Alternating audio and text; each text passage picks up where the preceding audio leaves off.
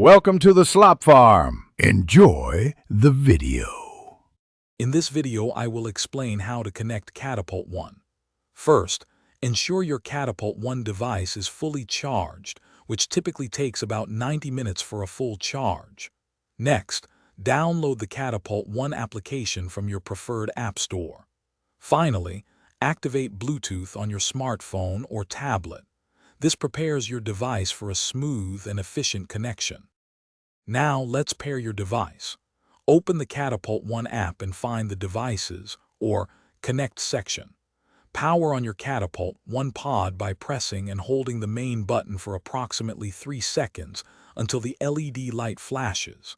Then, simply select your device from the list of available Bluetooth devices shown within the application.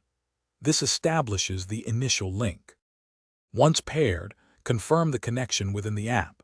The device's LED will turn a solid blue, indicating a successful link.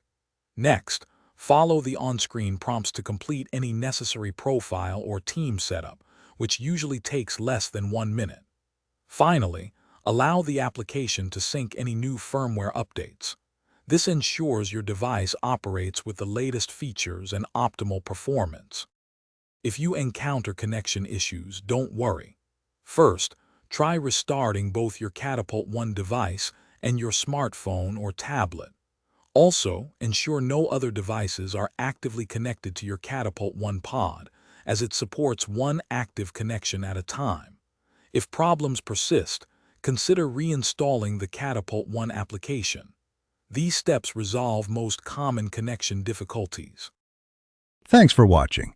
Consider subscribing if we helped you today.